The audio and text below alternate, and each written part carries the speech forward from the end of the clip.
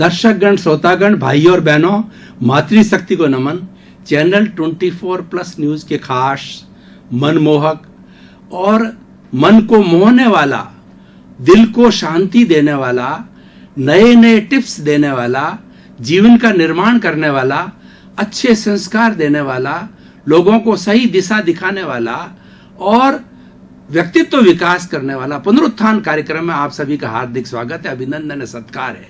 पुनरुत्थान एक ऐसा कार्यक्रम है जिसमें हम प्रतिदिन नए नए विषयों के साथ में प्रवेश होते हैं और हर विषय जीवन की किसी न किसी दिशा को उद्घाटित करता है, जीवन की किसी दिशा का निर्माण करता है, जीवन के किसी अंग का निर्माण करता है। तो उसी क्रम में आज का हमारा विषय है नियमबद्ध जीवन, आज की आवश्यकता। भाई और बहनों, दर्शकगण, श्रोतागण, आज चारों तरफ जीवन शैली का बहुत बड़ा जो आयोजन हो रहा है, जीवन शैली की बहुत बड़ी सेमिनार हो रही है, जीवन शैली के बारे में कई एनजीओ खुल गए हैं और उसके साथ साथ में अस्पताल के अंदर, स्कूलों में, कॉलेजों के अंदर जीवन शैली के बारे में बहुत कुछ बताया जाने लग गया है, क्योंकि हमारी जीवन शैली बिगड़ गई है। इसीलिए जो आज का हमारा एपिसोड है कि नियमबद्ध जीवन, आज की आवश्यकता। ये नियमबद्धता क्या है?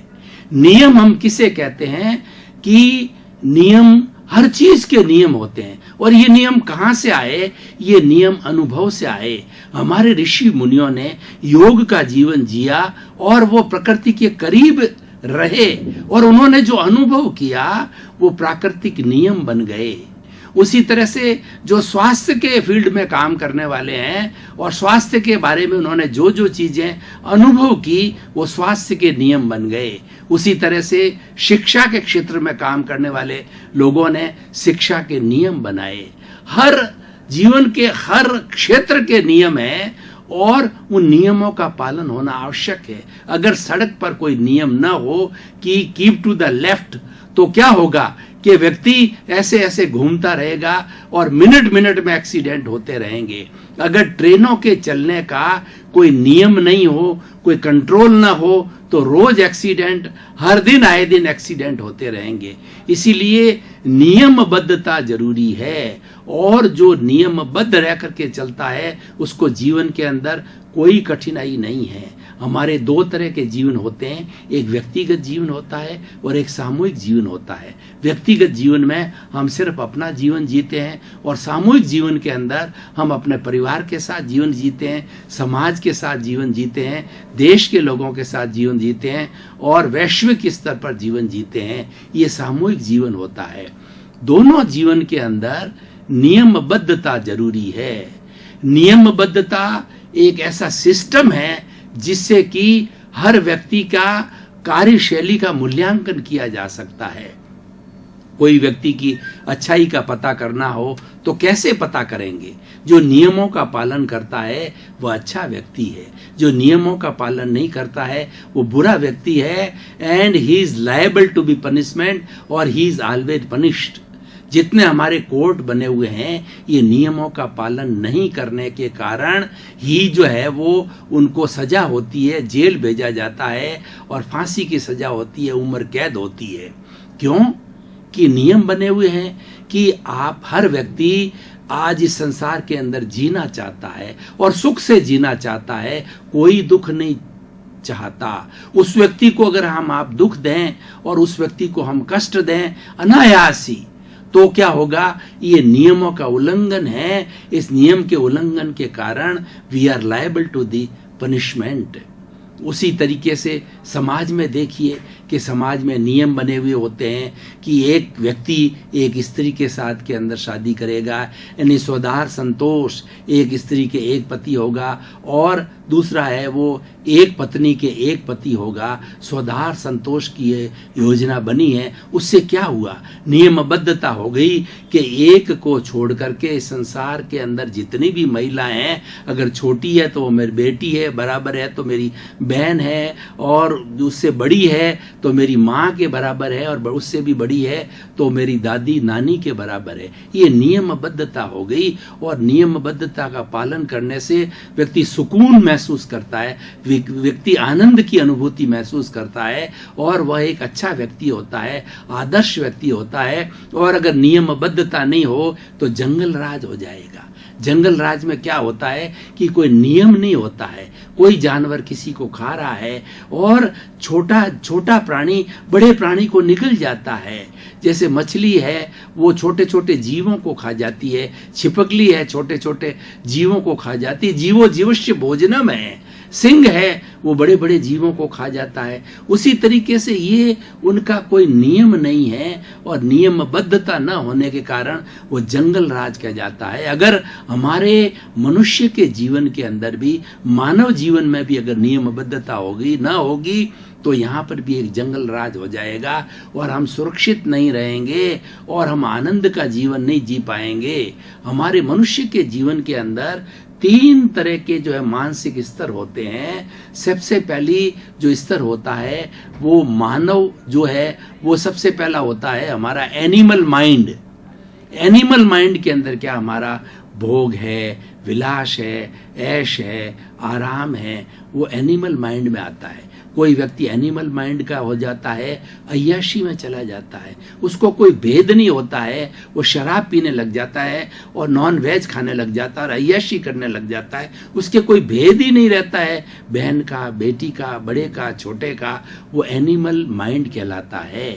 और दूसरा स्तर देखें, ह्यूमन माइंड होता है। ह्यूमन माइंड होगा वो नियमों का पालन करेगा और हर एक के साथ के अंदर अच्छा व्यवहार करेगा, शांति से जीवन जिएगा और अपनी सीमा में रहेगा, अपनी हद में रहेगा और वह हर समय प्रयत्न करेगा कि मेरे द्वारा किसी को कष्ट न हो और नियमों का पालन करते करते काम भी वो नियमबद्ध करेगा, प्रकृति के नियम पालन करेगा और उसके साथ में स्वास्थ्य के नियम पालन करेगा और अपना जहाँ व्यवसाय है व्यवसाय के नियमों का पालन करेगा। ये ह्यूमन माइंड है।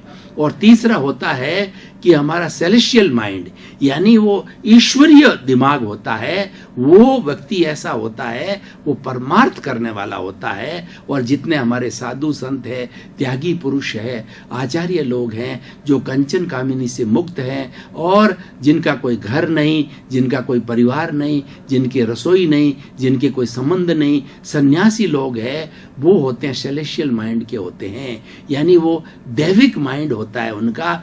24 घंटे वो तिन्नानम तारियाणम, वो अपना तरने की कोशिश करते हैं और लोगों को तारने की कोशिश करते हैं।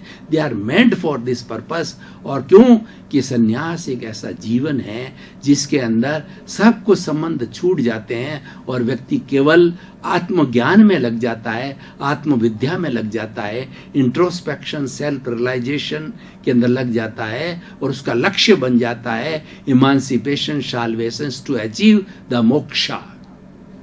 तो इस तरीके से भाई और बहनों, दर्शकगण, श्रोतागण, आज हम इस विषय को आज के सिनेरियो से जोड़ते हैं, आज के परिप्रेक्ष्य के अंदर जोड़ते हैं, तो आज नियमबद्धता समाप्त हो रही है। हम देखिए कि हमारा प्राकृतिक नियम है कि सूर्योदय से पहले उठना चाहिए और early to bed and early to rise is a sign of the good health और and the sound mind exist in a sound body.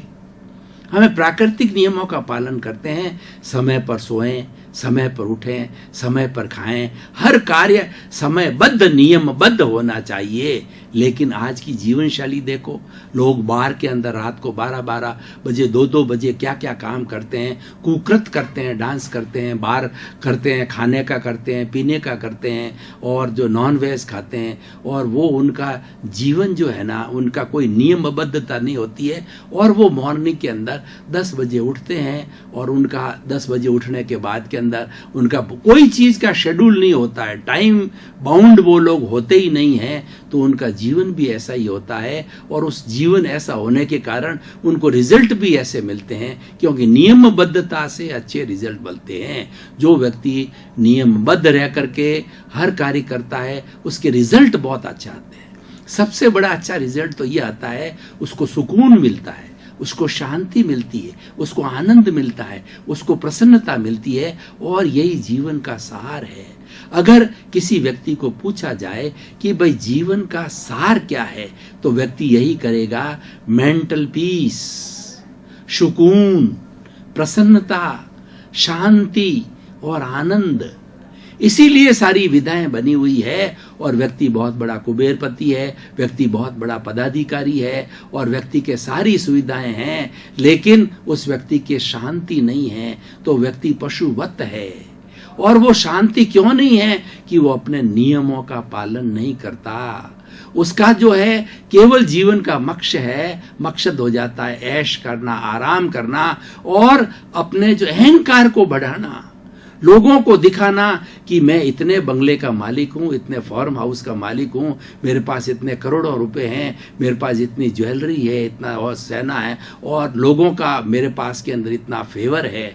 तो ये दिखाना चाहते हैं, लेकिन वह व्यक्ति सार्थक जीवन वाला नहीं होता है। व्यक्ति वही याद किया जाता है कि समाज को क्या देता है।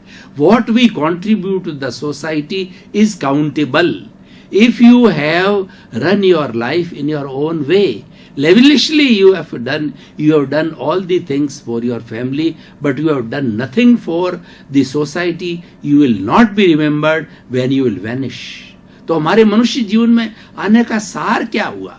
आखिर हम मनुष्य हैं, प्रकृति के सर्वश्रेष्ठ प्राणी हैं, और मनुष्य जीवन बहुत दुर्लभ मिलता है। तो हम अपना जीवन का सार तो निकालें ना, कि आखिर हमारा जीवन अच्छा कैसे बन सकता है और ये चिरस्थायी कैसे रख सकता है। मैं भी प्रसन्न रहूं, मेरे परिवार के सदस्य प्रसन्न रहे, और जहां मैं कार्य करूं वहां पर जो है वो एक अच्छा वातावरण बने। तो उसके लिए नियमबद्धता आवश्यक है, और ये व्यक्ति प्रारंभ से ऐसे संस्कार का पालन कर ले कि मैं हमेशा नियमबद्ध रहूंगा। उसको कोई तकलीफ नहीं आती, कोई सरकारी झंझट नहीं आता, कोई पुलिस की प्रॉब्लम नहीं होती, कोई स्वास्थ्य संबंधी नहीं होती है। वो हम कहा करते हैं कि 3 कोट से हमेशा दूर रहना चाहिए। कौन कौन से 3 कोट?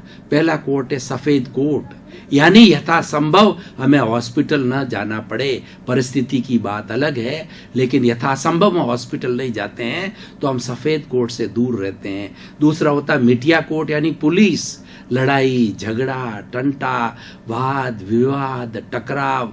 तो उससे क्या होता है, पुलिस इन्वॉल्व हो जाती है और हम अननेसेसरी डिस्टर्ब हो जाते हैं, हमारी कर्मजा शक्ति वेस्ट होने लग जाती है, हमारा टाइम वेस्ट होने लगता है, हमारा शेड्यूल बिगड़ जाता है, हम टेंशन के अंदर आ जाते हैं। तीसरा कोड होता है काला कोट। काला कोट क्या करता है कि वह कोर्ट के अंदर इधर का उधर, गवाही इधर उधर, मतलब it is not a productive work. और आखिर क्या होता है, 10 साल 20 साल 30 साल 40 साल जो है ना, वो कोर्ट में लड़ते लड़ते दादा लड़की जगह पोता लड़ने लग जाता है, और लास्ट के अंदर आप रिजल्ट निकालो तो रिजल्ट यही आता है कि हमारे को तो कुछ भी नहीं बचा, बल्कि ये माइनस में गए। अच्छा तो यही रहता है कि प्रारंभ में ही अगर हम दोनों ने पार्टियों ने मिल करके या हमारे बीच बचाव में किसी को पंच डाल देते और इसको 50-50 पे भी आ जाते ना, तो हम फायदे में रहते। हमारे 20-30 साल का टेंशन मेंटल जो है पीस हो जाती, हमारा पैसा व्यय नहीं होता। और वकीलों के क्या है, वकीलों के तो कोर्ट केस आने चाहिए, और वो इसी तरीके से करते रहते हैं अपने अपने तरीके से अपना अपना व्यवसाय। मैं किसी की निंदा नहीं करता हूं, मैं तो ये कहना चाह रहा हूं ये व्यक्ति का अपनी समझ है, व्यक्ति की अपनी जो है विवेक है कि वो किस तरीके का जीवन। अगर नियमबद्धता हो तो ये चीजें आए ही नहीं। ये सब चीजें किसके लिए बनी हैं कि जो नियमबद्धता से नहीं चलता है, नियमों का उल्लंघन करता है, जो उजड़ चलता है, उसके लिए जेल है, उसके लिए कोर्ट है, और उसके लिए हॉस्पिटल है, और सारी चीजें हैं। तो इसलिए भाई और बहनों, दर्शकगण, श्रोतागण, आज जीवन शैली बहुत बिगड़ रही है, और सबसे बड़ी बिगड़ने का कारण है व्यक्ति की सोच बिगड़ गई है। व्यक्ति के दिमाग के अंदर केन प्रकार धन कमाने की महत्वाकांक्षा बढ़ गई है। व्यक्ति ये सोचने लग गया है कि धन कमाने से सोसाइटी में मेरा मापदंड बढ़ जाएगा, धन कमाने से सारे साधन जो है वो हमारे अब तैयार हो जाएंगे, ऐश आराम का जीवन हो जाएगा। पैसा आवश्यक है। अगर आज मेरे से पूछो तो मैं कहूंगा कि धन और पैसा आज के इस भौतिक जगत का ईश्वर है। पैसा कुछ है लेकिन सब कुछ नहीं है। वो ऐसा नहीं है कि आप उसके पीछे भागो। पैसा हमारे लिए है, हम पैसे के लिए नहीं है कि पैसे को पाने के लिए एन केन प्रकारेण हम अनैतिक कार्य करते रहें, हम अपराध के कार्य करते रहें और सब तरह की रिस्क लेकर के और पैसे का अर्जन करते रहें, तो ये हमारी नकारात्मक जीवन शैली है। इसका रिजल्ट ये हुआ कि नियमबद्धता नहीं होती है, क्योंकि जो व्यक्ति उजड़ चलता है, जो व्यक्ति शॉर्टकट चलता है, तो वो कभी नियमों का पालन नहीं करता है और वो हमेशा देखेगा कि नियम को कैसे साइड ट्रैक करूं मैं। और जब ये भावना आ जाती है तो धीरे धीरे उसका सारा कार्यशैली भी वैसी हो जाती है कि वो हमेशा नियम तोड़ता रहता है और नियम तोड़ने के परिणाम उसका अंत बहुत बुरा होता है और उसका परिणाम ये होता है कि वो व्यक्ति स्वयं दुखी हो जाता है, उसका परिवार के व्यक्ति दुखी हो जाते हैं और वो व्यक्ति चिड़चिड़ा हो जाता है, वह व्यक्ति क्रोधी हो जाता है, वह व्यक्ति अहंकारी हो जाता है, महत्वाकांक्षी हो जाता है और परिवार के किसी भी सदस्य को रेस्पेक्ट नहीं देता, यहाँ तक कि अपनी पत्नी को रेस्पेक्ट नहीं देता, अपनी संतान को रेस्पेक्ट नहीं देता। तो उससे घर के अंदर कलह हो जाती है और कलह होने से सारा मानसिक शांति बिगड़ जाती है, सब संतुलन बिगड़ जाता है। तो उस व्यक्ति ने क्या कमाया?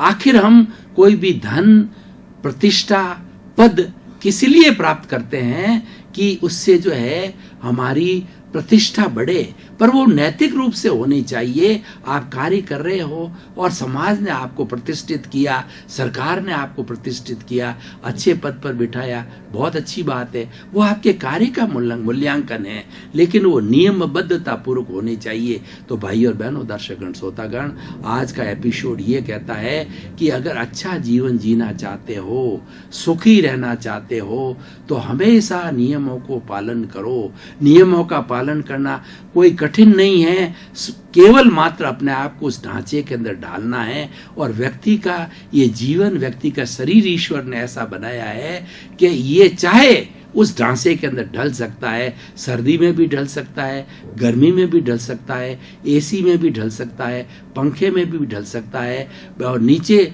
सोने पर भी ढल सकता है। उसके साथ में वो जो है बड़े पिलोदार, गिद्देदार, उसके ऊपर भी ढल सकता है। हम चाहें जैसा, ये हमारा शरीर है, बहुत एडजस्टेबल है, इसको चाहे जैसा हम बना सकते हैं।